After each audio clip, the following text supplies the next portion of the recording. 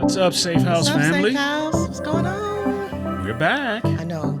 I got a new hairstyle. It's still me. So I know. We're like, man, y'all been gone so long. You got a got new hairstyle. You look completely different. No, Right. no. Just as beautiful as ever. You're still you. I'm still getting used to it. I'm like, oh. Unmistakably you. So if you see me playing with my hair, that's because I'm like, oh man, I'm still trying to get used to it. Well, I got nothing to play with under this cap. So, the only thing I got to do is rub. Shine it on up there. That's all I got. We are definitely happy to be back. We're happy to be back after maybe a 3-week hiatus. Yes. And we just had a hiatus before that. So we're going to try to be better about publishing content on time. But we spent some time at Dwelling Place International Church in Memphis, Tennessee. We had an awesome, awesome time. We did. It was nice being able to do, because it's been such a long time since we'd actually done Safehouse in person. So it was nice actually having to do it in person, as Andre says, like an audience. Right. Instead of talking to a camera up here, actually talking to people. Right. Because you get feedback, we got to ask questions, so yeah, it was really nice. Yeah, it was also very affirming that people are still hungry for this kind of content, that there's a place and a space for it. We even had couples really make a lot of confessions right there in class in front of people. So it was very good, all-day workshop. And it's always good because when folks are clamoring for more and when you don't make it through all your material, we went down probably, given the pace we were going, we probably had like 4 days worth of material. Yeah, we did. Yeah. Because we didn't. So guess who's going to get it? Yeah, you. You're about to get it right now. You're going to get it. Well, you're gonna get not all today, not all today, a simplified version of it. We're gonna cover some of what we covered down there the first day, Yes. so it's gonna be pretty good. So, just want to say big shout out to Apostle Ken Tony and Pastor absolutely. Carolyn, Yes. Pastor First Lady of Dwelling Place International Church, such outstanding leaders. Absolutely. To the whole leadership team, to our friends the Murphys for helping to facilitate the whole thing. People who did the panel, that was Marshawn and Jasmine. So we appreciated them. Yeah, and then obviously Apostle and, Yes. and Sister Carolyn. Gentleman Chris, I don't remember his last name. And my new friend Quintina, Yes. who is also the psalmist and media person there, prophetess, everything. So she wears all hats. So big shout out to Quintina. Big shout out to the media team. I'm a technical guy, so I have my presentation and style. I will always have a media content around how I present. So I'm sure I stress them He was kind of stressing me too. I was like, we can do it without the media. We can do it without the media. Right. So, but it was excellent. We look forward to going down and ministering again, and we look forward to opportunities to minister with other marriage ministries, couples churches, whatever have you. You'll find information linked in the video as well as below on how to get in contact with us to book us for your ministry. But we would love to share this content. This weekend we talked. Well, this was the past weekend. We talked about access. So we started off with access for this season. We'll be talking about access all through this season, but we gave a workshop around the topic of access. Yeah. So that's what we're going to be talking about today. We're going to be sharing the Christian worldview of what that looks like to date, to court, and to mature in your relationship. So that was what was really cool about the panel, because we had the singles, and we also had, we had people who had been married less than 5 years, and then Apostle and his wife have been married for 27 years. So you get to see the maturity in access and boundaries and how they change and how they have to adjust. I felt like the singles, their boundaries were pretty much set in stone, which it should be, because you're still figuring it out. And there's various states of singleness, right? Yeah. So these particular singles were not single and courting. Right. They were single, still looking through the dating pool for that forever person. So their boundaries were a little bit further from the center, right? Yeah. So if you were to sort of do a King Solomon analogy, the Holy of Holies was here. They were in the super outer court, right? Yeah, I felt like they were in the outer court. People stayed in the outer court, which is good because it allowed them to. But there was still enough access for exploration, Yeah. right? So we can explore I and like the learn. way Quintetta had said it when she was talking about the boundaries. She was talking about dating. And she said it's like the United States and how it has 50 states and how you can kind of travel to the different states. But also, like what you said too, it's remember, different states have different rules.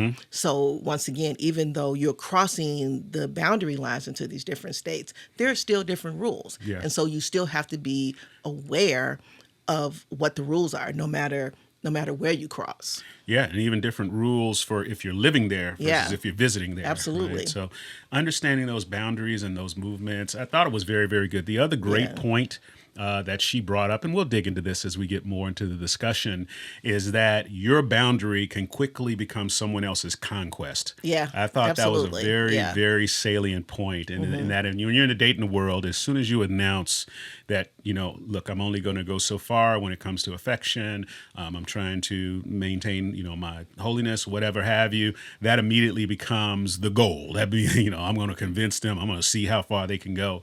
And so it's really, really interesting. So one thing I'd want all of y'all to sort of take, just understand that when you put up a boundary, and it doesn't even have to be in a relationship context. I've seen it happen in every context. Oh, yeah. As soon as you say that's something I'm not going to do, there's somebody out there that's going to challenge you to try to do that very thing. That's true. I that mean, you it happens said in you're gonna marriage do. too. Yeah, So yeah. once again, that type of conquest doesn't stop because, like you said, as soon as you tell your spouse no about something, this is not what you want to do, then they do. Some spouses make it their goal to get you to come over to the other side. I'm not saying the other side is bad. Right.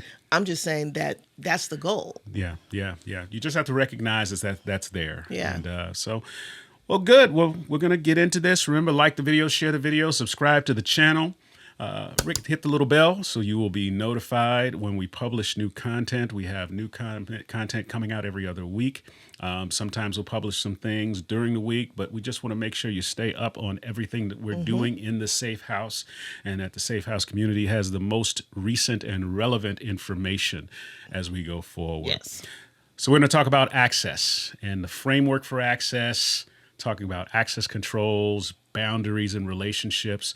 We're going to talk about access controls, and boundaries specifically. And the language we've been using and we're going to continue to use is just the framework of your forever person. Yeah. And what is a forever person? It's that person, if you're in the dating pool, the person you're going through the pool to try to figure out, is this a potential candidate for the forever person? If you're courting, I'm with the forever person and I'm on the path of discovery to discern whether or not this is actually my forever person or not. And then once you get married, I'm with my forever person. How do we now grow in our togetherness, since we're now committed to ourselves and others and God, Right. that we're together forever? Yeah, because we felt like language matters. Like you said, the world likes to use the word divorce. We're not going to get a divorce, but we serve a God who's about eternity. And so, once again, we can have forever on this side. And that's how God looks at marriage. He's like, okay, you two are forever together here. And so that's why we want to try to really kind of watch what we're saying in marriage too. And so if I'm saying this is my forever person, then the goal of these conversations is to give us tools on how we can mature with our forever person, because our boundaries and even that access has to mature. Absolutely. Yeah. And I just think it sounds so much more poetic and beautiful when you refer to that person, even when you're dating. Yeah. I'd like to introduce you to my forever I person. know. Yeah. Yeah. Because it just shows that you're committed and how you It view does them. speak right? to commitment. Yeah. Yeah. So let's get into it. So you got a scripture that you want to share? I do. So one of the things that you always want to do with your forever person is you eventually want to build a house. So whether you stay in an apartment, whatever, at some point everybody's thinking like, hey, we want to build a house. And so the Bible says in Proverbs 24:3-4, it says, by wisdom a house is built, and by understanding it is established. By knowledge the rooms are filled with all precious and pleasant riches. And I also want to read the Message one, because it says, it takes wisdom to build a house and understanding to set it on a firm foundation. It takes knowledge to furnish its rooms with fine furniture and beautiful draperies. And so the way we kind of look at it is that your relationship is you building a house. You have to have foundation. You have to be able to add different things to it to make sure that that it can last. Because once again, we said it's your forever person. So if you keep in mind that you're building and that you're building a house and that foundation has to be on Christ, then you need understanding. You need wisdom in order to make sure that your house will last. In the Bible, once again, we use the Bible. We're not apologetic about it. We are a Christian-based organization, a Christian-based coaching team. And so you're going to hear Christian themes. But we believe these things apply no matter what your faith system is. Yes. We believe Christ is the way. But if you are of a different faith, these things still apply to the concepts, still apply to your relationships. And so, when we talk about a house, we're not talking about a literal house. Right. We are literally talking about your family and your generations. So in the Bible, in 2 Samuel chapter 7, down in verse 11, it speaks about how God will build a house for David. And what he references is the children, his specifically his son Solomon, and then the generations that come after him, so that his house will live on forever. So that there's a structure, there's a lineage and a legacy. So in building a house and understanding these simple things like access controls, and boundaries, you can start to build a framework for building your relationships so that you can build a legacy and a lineage. The better we understand ourselves, the more normal we make functional and productive relationships the norm. Yeah. Many of us grow up with dysfunctional and non-normative relationships as models for how we live. But the more we invest in understanding ourselves, understanding what makes us tick, understanding the traumas and the things that shaped our thinking, the better we can be equipped with our forever person to establish a household that's based on a firm foundation. Right. Yeah. Oh, yeah, absolutely. Yeah. So then let's get into the definition. So we talked about access control, and there's kind of three basic concepts as access, which basically defines as, the ability to enter, approach, or, connect with a person or thing. It's really, the open door, right? The access control are the rules by which you can do that thing. So I have something that I have defined here. The access control is the rules are you can only come in and see it between 9 and 5, or only people with a certain degree can see it. And then the boundary is the thing that I keep between you and it to keep you out. So in order to validate that, I give you a key card with all your information on it, and you can only buzz in if I validated that you have the right degree and of the right age, and you get through that boundary if you have the access. That probably sounds like somebody lists now, as you're describing it, because that's what we do. Yeah. We make all these lists, and we decide how people are going to get in and how people are going to get out, and and once again, all of those things are great because you do need them. Everybody should not have access to you. So you do have to be able to have access control, and you also have to be able to have boundaries. But like I said, depending on where you are in the relationship, it will shift. It will shift. And you see it all the time. It's not as formally defined, but you'll have a young lady that says, okay, if I'm going to date a man, he can't have any baby mamas, right? So that's immediately, okay, you only get access to me if you do not have a baby mama, right? Right, So, exactly. So I'm the point of access. The access control is you can't have a baby mama. And then the boundary is before we go out on a date, you're going to get some very pointed questions from me. Right. Do you have kids? Do you have kids? And I think that's totally okay to ask that question. It's totally up to you to determine that. So I always laugh because when we talk about access and access control, our daughter is so she's like me. She's real tight with her stuff, and I'm like, Lord, I don't know how. I don't even know how this man gonna break through. We gotta knock on her door to go in. I mean, she real just like, listen, don't just show up in my space without permission. And she's not an only child, right? And she's a second child with a brother that's in close proximity, right? Absolutely. So someone like me, I'm a change of life child, right? So there's 15 years between me and the brother that's next to me, even though I have I had three older siblings. They've all gone on. But I basically grew up as an only child. So I had a lot of boundaries, right? I don't want you touching my stuff. If you move something, Still don't. like that.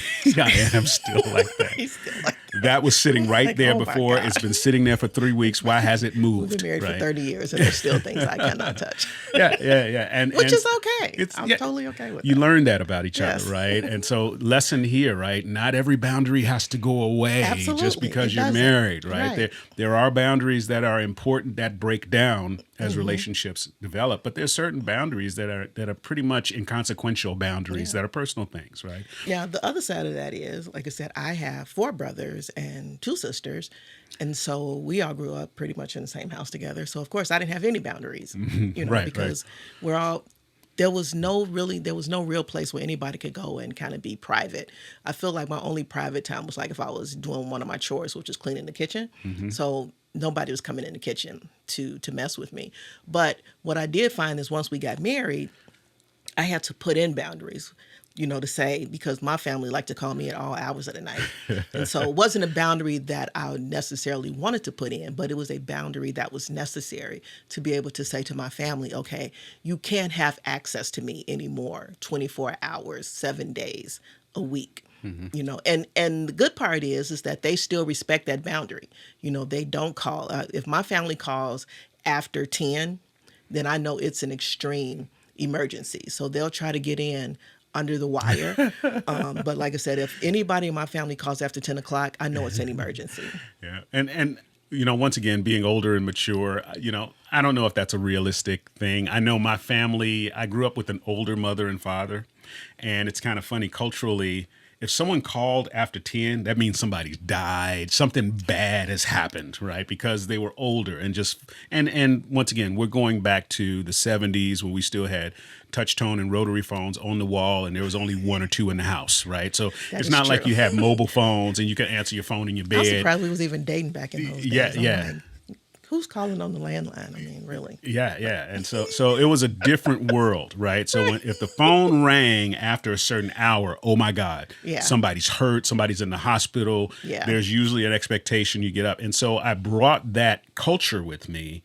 Like, the phone would ring and they just want to talk to her. I'm freaked out. Like, okay, what's going on? Is somebody hurt? Is somebody, no, Yeah. I just want to talk. And it got to the point where it wasn't reasonable of me, but I would be disturbed every time the phone Right. would ring, right? So lesson to all of y'all, just recognize your cultural things that you bring up and don't necessarily create boundaries around them. Maybe you need to understand them and find some happy middle ground about your relationship. But I was a little bit draconian in the first part of our relationship. I'm about actually that. kind of glad about the boundary because once again, it helped me. So I don't want you to feel bad about setting that boundary because actually it helped me to even realize that I needed that boundary in place because once again, remember, we're building us. Yeah. I had already built up whatever I had with my family. Good point. And Good so I needed that boundary because we were now beginning to build us. Yeah. Yeah.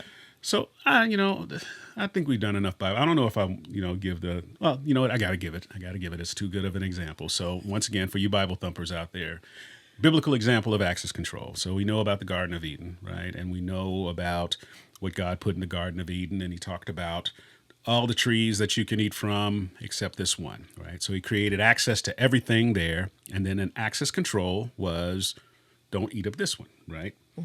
And the boundary was, if you do, you'll die. That was the boundary. And very, very clear. Access control, and boundaries. Sort of like if you want to look at a biblical context for how that concept applies, that's exactly it. So, all right, so let's dig into the various types of boundaries. And that's really what this discussion is going to be about, these Yeah. various boundaries that we encounter in the whole workflow between dating and marriage, right? Or even in life. What I've found is some of these concepts are so broad that they don't just apply to sort of, relationships between people in terms of dating and marriage, but these even apply to your friends, Oh, yeah, your absolutely. coworkers, just people that you relate with, how you create boundaries around people you consider strangers versus people that you consider in your circle. So all of these are applicable in various contexts. So we have a whole list. So I'm not going to go into detail about the good boundaries and the toxic boundaries, but as we start talking about these boundaries, I want you to keep in mind that even a lot of the boundaries that we talk about can be good, but we can also make them toxic too. So we can make a emotional boundary toxic. We can make a spiritual boundary toxic. Yes, we can. We can start doing all kinds of stuff, manipulating and doing all those different types of things. So you really do have to be very careful and aware of where you're drawing lines. Yeah. Because like I said, remember when I said like we're building a house, it's like having all of these separate rooms.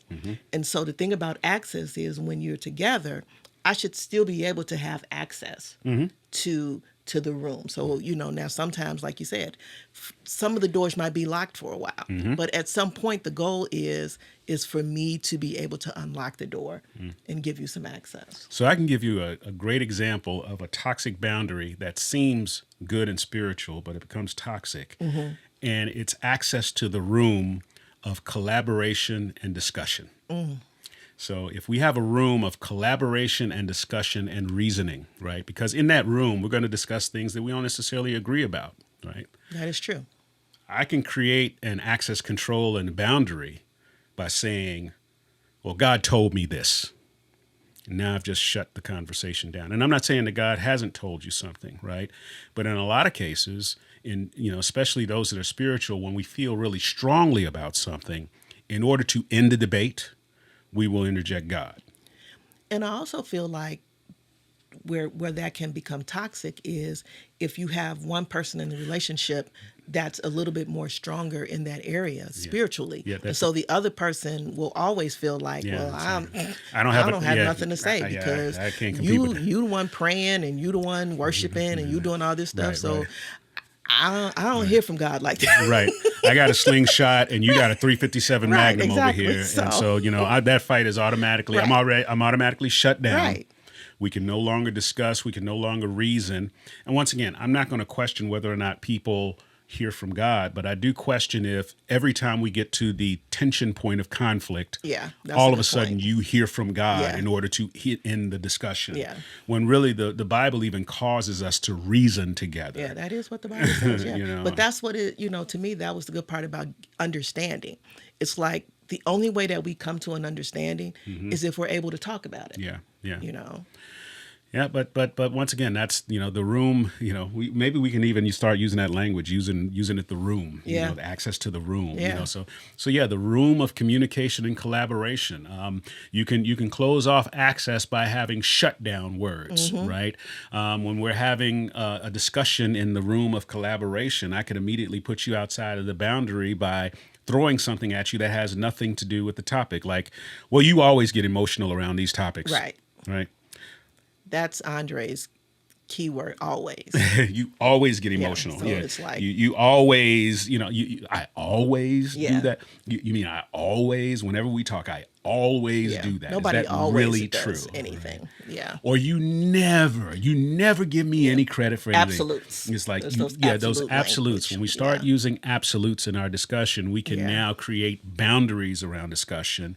And we've actually just limited and cut off access. Right, because what you're saying is this is my line in the sand and you can't cross it. So conversation is already over before we already started it. Right. What's another one? I know you, right? Yeah.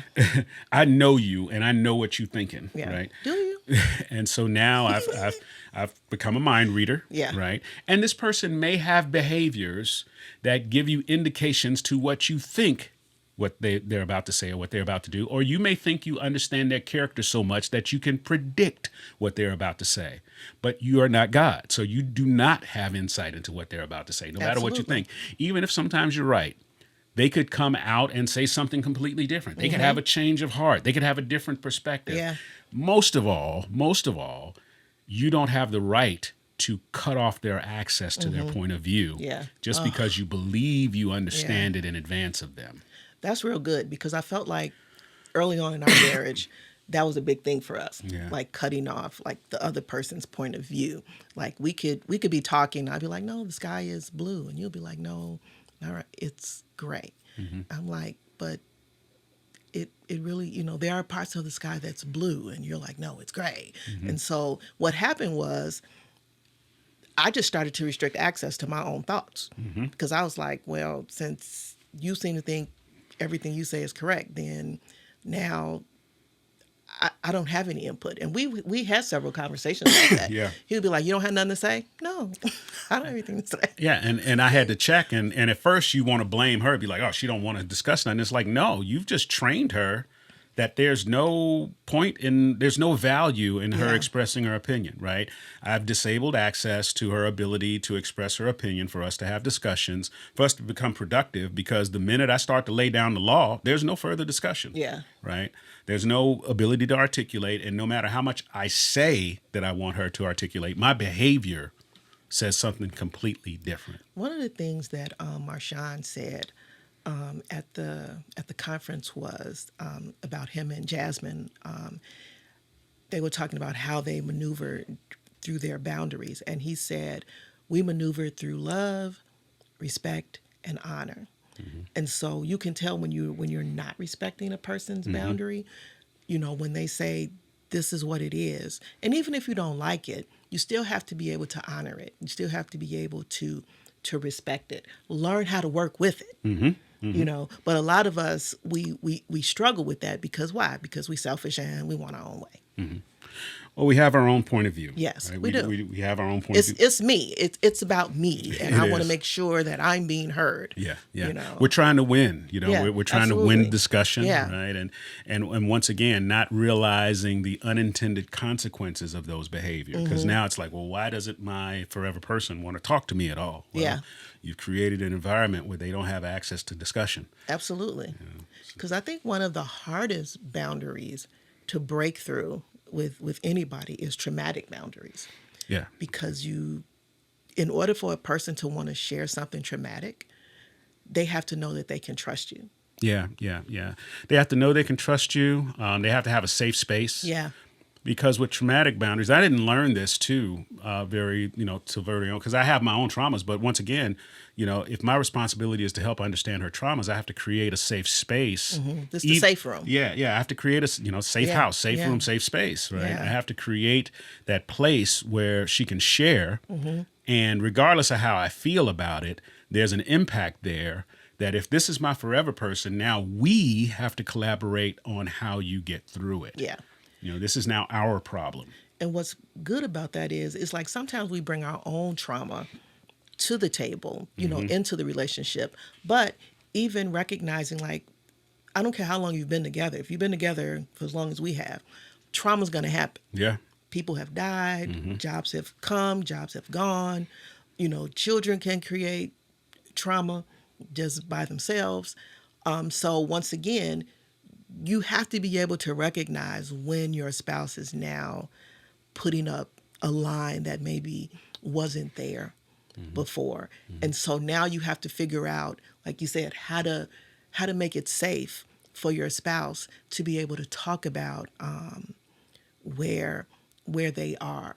Like, I think for us, like I said, probably the most traumatic thing is, like you said, just the loss of our parents. But like you said, and grief is traumatic just by itself.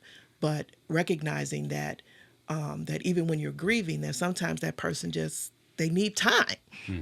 Time is the biggest thing that you can give a person when they're grieving. Nobody can really set a time limit on that, because the heart, there's always going to be a part of the heart that wants that. Like I said, my mom has been gone for almost 22 years, but I had to tell Andre, because I don't think he really knew, but every February, I just get sad.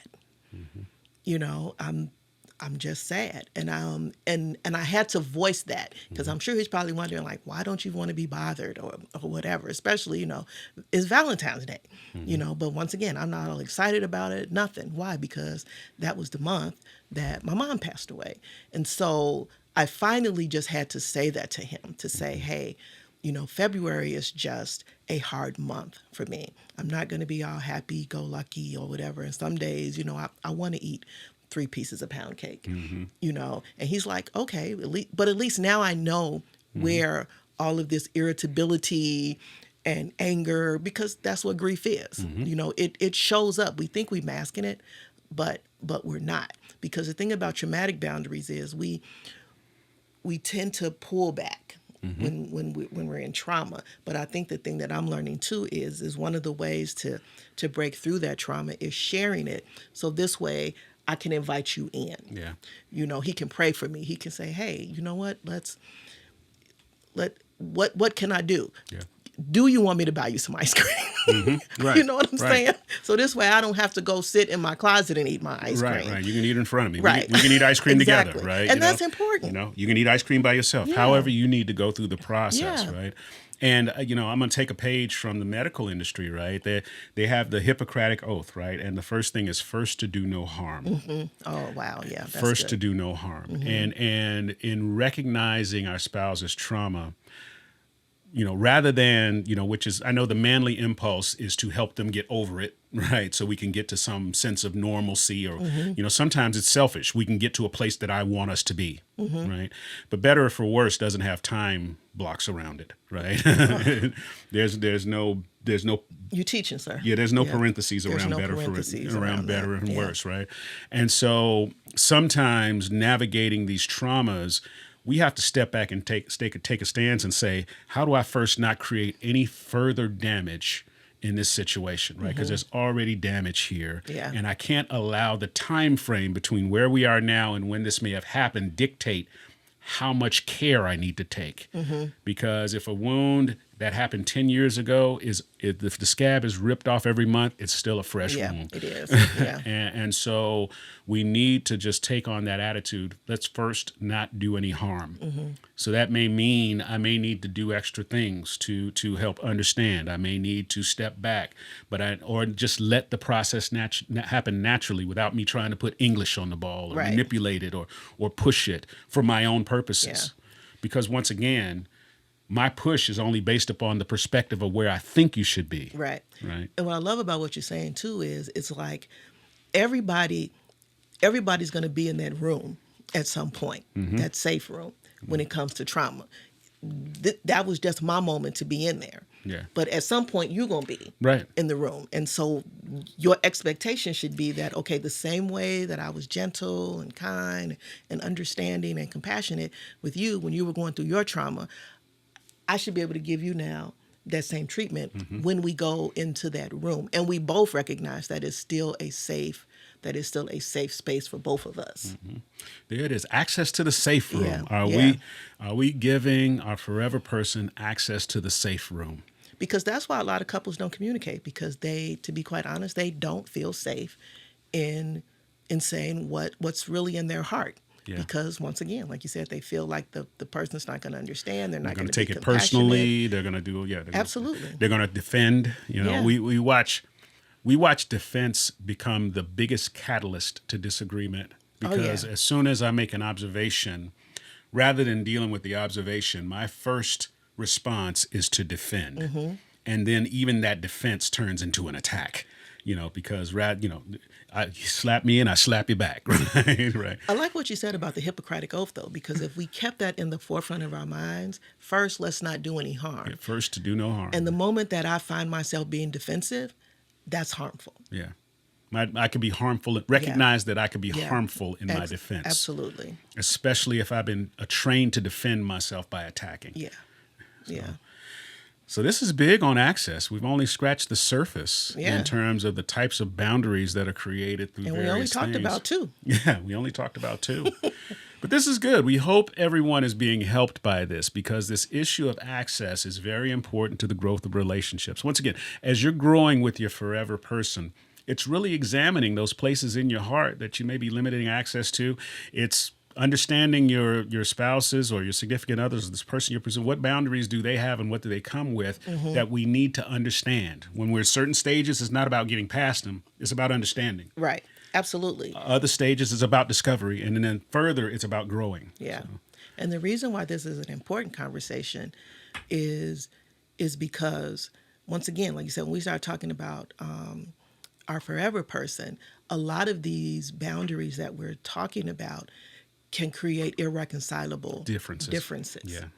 because we can't figure out like, okay, how can we get on the same page? So in our next episode, like I said, we'll kind of delve deeper into financial boundaries, Yep. sexual boundaries, cultural boundaries, and emotional boundaries. And my favorite are the implicit and explicit Yeah. boundaries, right? The unsaid boundaries that are boundaries, and then the boundaries that I've said specifically. So Yeah.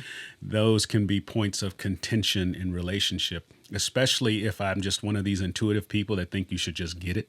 Absolutely. And I have a boundary that you should just understand. But not going to do that episode right now. I'm going to say that for the future. Yes. Well, that's all we got. Like the video, share the video, subscribe Please to the do. channel.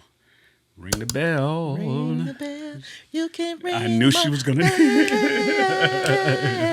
ring my bell. Yeah. Okay. Sorry. I don't have my high voice today. I don't have my falsetto, or else I join in with Andre you. was going to say something. Yeah, I that was. I had to sing about. Yeah. Okay.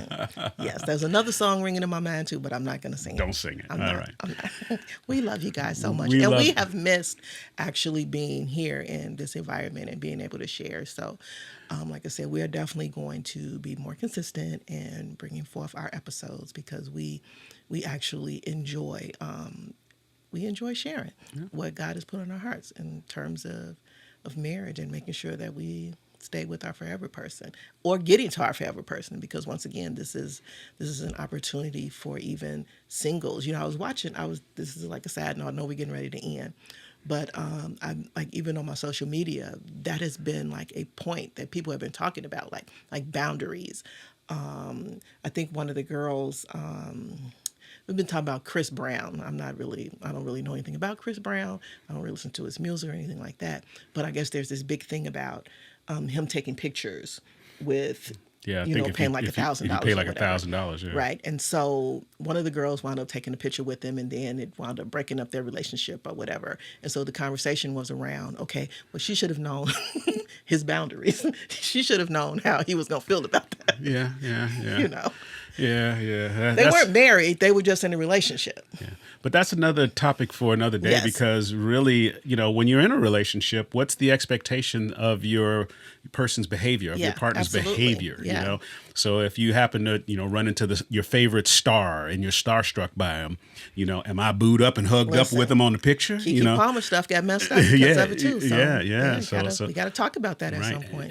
And most importantly, what's the Christian worldview Mm-hmm. around that kind of behavior? Because the world can tell us a lot of things about how to behave, and that's a one-time chance. But really, what's God's perspective that's on that good. sort of Yeah. thing? So that's it, y'all. Once again, like, share, subscribe, ring the bell. Leave us some comments below do. about boundaries, Yes. access, and access controls. We want to hear from you on this. And until next time, we are saying peace. We love you guys. Love y'all.